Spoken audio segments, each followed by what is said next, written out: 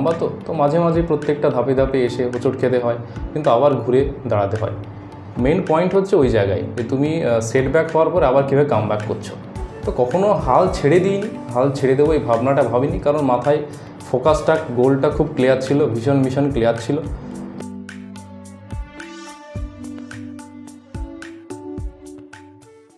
নমস্কার, আমি অনিকেত, বিএনএন নিউজে আপনাদের সকলকে স্বাগত।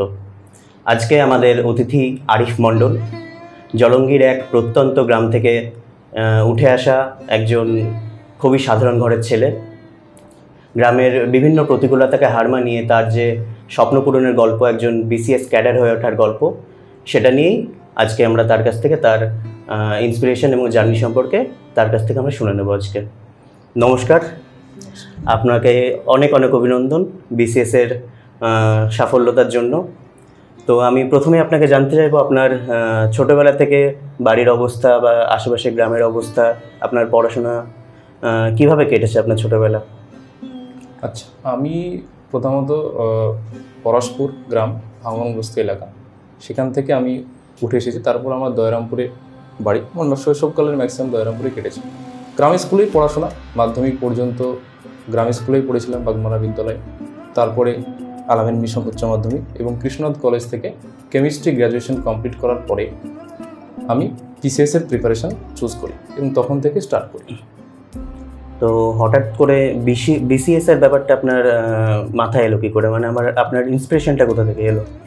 ইন্সপিরেশান মূলত যখন কোভিড প্যান্ডেমিক পিরিয়ড চলছিল 2021, সে সময় আমি বাড়িতে আসি এবং প্রায় 1-1.5 বছর বাড়ি থেকে আমি খুব ক্লোজলি অবজার্ভ করি যে গ্রামের, আমার এলাকার, আমার ব্লকের কী সমস্যা রয়েছে মানুষদের, এবং সেই সমস্যাগুলো থেকে আমার ভেতরে একটা সোশ্যাল সার্ভিস করার একটা ইন্সপিরেশান চলে আসে। এবং সেখান থেকে আমি বিভিন্ন রকম বাড়িতে চাকরিও খুব দরকার ছিল এবং সব কিছু গবেষণা করে আমার মনে হয় যে সিভিল সার্ভিস এমন একটা সার্ভিস যেখান থেকে আমি সমাজের সর্বোপরি সর্বক্ষেত্রে আমি উন্নয়নের কাজে লাগতে পারি এবং মানুষের সহযোগিতায় পাশে দাঁড়াতে পারি। সেখান থেকে আমার ইন্সপিরেশনটা তৈরি। আচ্ছা, তো আপনার জার্নি পুরোপুরি নিজে থেকে পড়াশোনা করে? বেশিরভাগটাই সেলফ স্টাডি, কিছু পার্টিকুলার স্টেজে গিয়ে কোনো শিক্ষকদের সহযোগিতা পেয়েছি। আচ্ছা, তো আপনি শুরু করেছিলেন কি ভেবে, বা কোথা থেকে কীভাবে শুরু করেছিলেন পড়াশোনাটা? শুরু করাটা প্রথমত মেসে থেকে পড়াশোনা, বহরমপুরের মেসে থেকেই সেখানে পড়াশোনা করতাম, কিছু টিউশনই পড়াতাম, কোচিংয়ে পড়াতাম।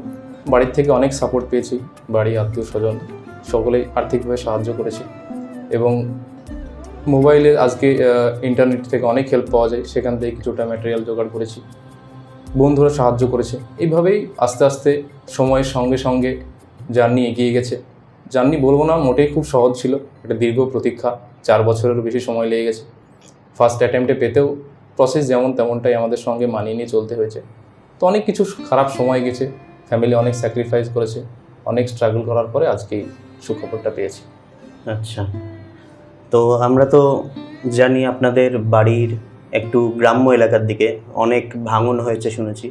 তো আপনাদের বাড়িঘর সম্পর্কে যদি কিছু বলেন, বা ছোটোবেলা থেকে এই গ্রামের পরিবেশে আপনার কেমন লাগতো, বা পড়াশোনা আপনি চালাতে পারবেন বা এই এত উচ্চ জায়গায় যেতে পারবেন, এই কথাটাকে কি আপনি ছোটোবেলা থেকেই ভাবতেন বা মনে করতেন?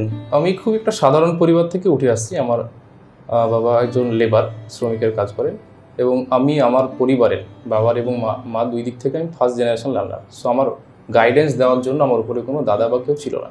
তো স্ট্রাগল তো হয়েছে, কিন্তু ছোটো থেকে একটা পড়াশোনার প্রতি খিদে ছিল, জীবনে একটা কিছু করব, সফল হব, নিজের পরিবার ঠিক আছে, নিজের এলাকার সকলের কাজে আমি হেল্প করবো। তো ভেতর থেকে একটা ইনার ফিলিং ছিল সোশ্যাল সার্ভিস সম্পর্কে।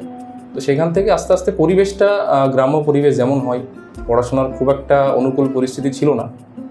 অনেকেই আমাদের গ্রামের দিকে পড়াশোনাটা খুব বেশি গুরুত্ব দিয়ে এখন দেখছে না, কিন্তু আস্তে আস্তে চেঞ্জ হচ্ছে পরিস্থিতি। আমি আশাবাদী যে সেটা এক জায়গায় ভালো জায়গায় পৌঁছাবে।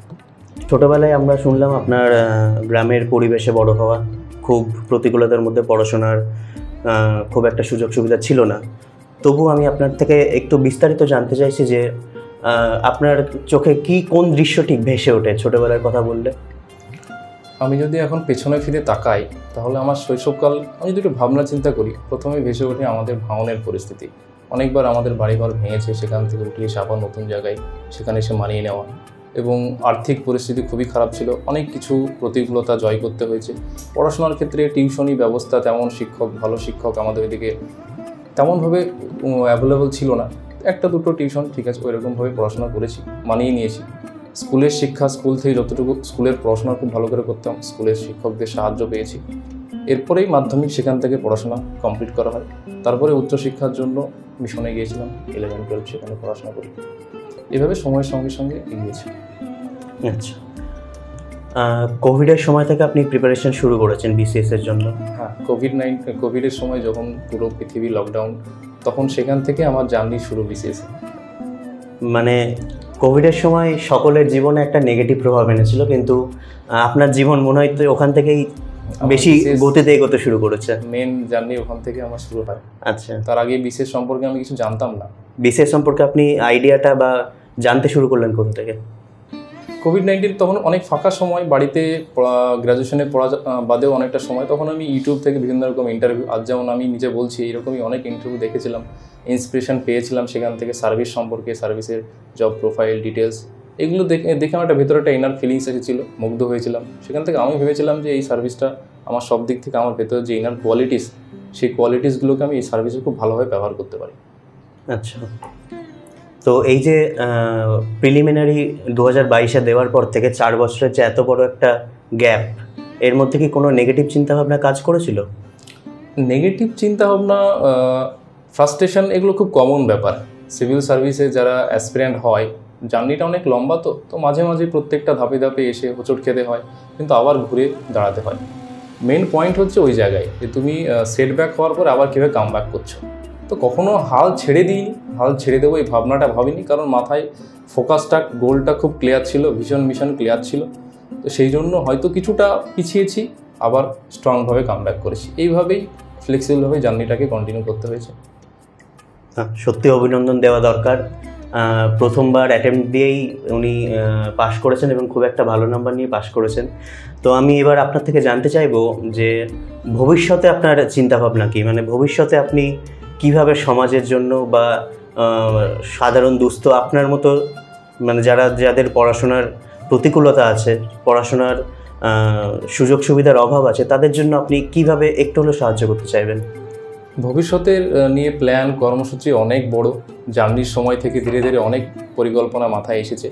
প্রথমত আমি যেখানে সার্ভিসে যাব সেই এলাকার সার্বিক উন্নয়ন আমার দায়িত্ব, সেটা খুব যথেষ্ট সততার সঙ্গে পালন করব এবং নিজের এলাকার, বিশেষ করে ব্লক, নিজের জেলা, সর্বোপরি পশ্চিমবঙ্গে আমি সর্বক্ষেত্রে স্বাস্থ্য, শিক্ষা, সব ক্ষেত্রে আমি নিজের অবদান যতটুকু পারবো রাখতে চাই। আর পড়াশোনার ক্ষেত্রে যে সাধারণ পরিবেশ থেকে, সাধারণ পরিবার থেকে মানুষ যেন সাহস পায়। আমি যখন পেরেছি, প্রত্যেকটা পরিবার থেকেই পারবে।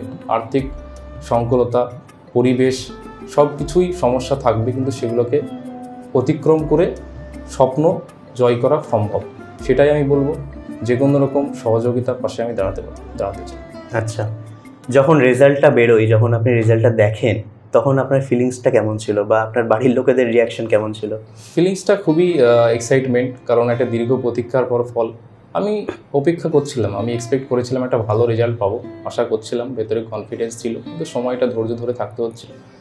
তো রেজাল্টের পরে সবাই খুবই খুশি, বাবা মা খুবই খুশি, তাদের অনেক দিনের স্যাক্রিফাইসের ফল, গ্রামের মানুষ, আত্মীয় স্বজন সবাই খুব আনন্দিত।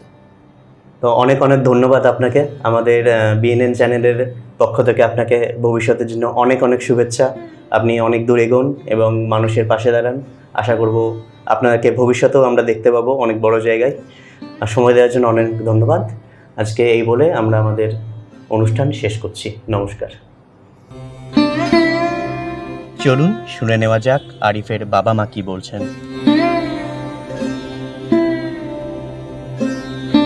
কষ্ট শেষ না, আমরা ভাঙন এলাকার বাড়ি। ফার্স্টে তো আমাদের বাড়ি ছিল পরাশপুর গ্রামে, তারপরে আপনার 3 বার ভাঙার পরে এসলাম দয়রামপুরে। দয়রামপুর তো মোটামুটি 20 বছর হয়ে যাচ্ছে প্রায়। তাতে এর মধ্যে আমি আপনার বিএসএফের নৌকা চালি, যে টাকাটা পাই, এত কষ্টের মধ্যেই ছেলেকে আমি পড়াশোনা করেছি, আর ভাঙনের মধ্যেও। আমি ছেলের জন্য প্রচণ্ড কষ্ট করেছি যে আমার ছেলেকে আমি মানুষ তৈরি করব। মানুষের মতন মানুষ যেন হয় এমন একটা মানুষ তৈরি করব যে আমার ছেলে যেন আমার পরিবারকেও দেখতে পারে, বাইরের সমাজকেও যেন আমার ছেলে দেখতে পারে, সেই মানুষ আমি তৈরি করব। আমার ছেলের যেন আমার প্রচণ্ড আমি কষ্ট করেছি, বাড়িতে ছাগল মুরগি যত যা করার কষ্ট আমি সব করেছি, তারপরেও যখন ঋণ হয়ে গেছে, দাঁত দেনা হয়ে গেছে, আর নানির গায়ের গয়না নিয়ে এসে আমরা বন্ধক দিয়েছি, মামা মাসি যে যেখানে ছিল সবাই কম বেশি সহযোগিতা করেছে, তারপরেও কোনো সময় আমি বলিনি ছেলে যে তোমাকে আমি পড়াতে পারবো না। আমার এমন একটা জেদ ছিল, আমার গায়ে থাকা পর্যন্ত আমার ছেলেকে আমি লড়াই চালিয়ে যাবো যতদিন পর্যন্ত না সফলতা হবে। আমি ছেলের পাশে প্রচণ্ড খাইটেছি, ছেলেকে বুঝিয়েছি, দেখো বাবা কষ্ট করো, কষ্ট করলে তোমার ঠিক একদিন কষ্টের ফল পাবা। প্রচণ্ড ছেলের পাশে আমি খাইটেছি, ছেলে আমার কথা শুনেছেও, কষ্টের সঙ্গেই ছেলে পড়াশোনা, কোনো সময় খাতে পারিনি কেউ, কোনো সময় হোটেল মেস খরচ দিতে পারিনি, প্রাইভেট টাকা দিতে পারিনি কেউ, ঘরের ভাড়া বেঁধে গেছে, তাও ছেলেকে আমি কোনো সময় বলি যে বাড়ি চলে এসে তোমাকে পড়াতে পারবো না, এ কথা আমি বলিনি। কষ্ট করে হলেও তোমাকে আমি পড়াশোনা করাবো, তুমি করো, এই কষ্টের ফল একদিন পাবা। তা আমি চাই যে প্রত্যেকটা মাই জানে এভাবে কষ্ট করে ছেলে মেয়েকে পড়াশোনা করাই, জানে এমন একটা মানুষ তৈরি করতে হবে, ছেলের জন্য সম্পদ তৈরি করতে হবে না, এই টাকা তৈরি যে জমি জায়গা কিনবো তা না, ছেলেরাকেই আমি সম্পদ তৈরি করবো, এমন একটা সম্পদ করবো যে আমার ছেলে আমারও দেখতে পারে, আর সমাজকেও যেন দেখতে পারে, এরকম একটা সম্পদ তৈরি করতে হবে ছেলেকে। আমি কোনো লেখাপড়া জানিনি, আমার ভিতরে একটা জেদ ছিল, আমি ছেলেকে আমার আমি পূর্ণ করবো, আমার ছেলেকে দিই। না, আমিও লেখাপড়া জানি না।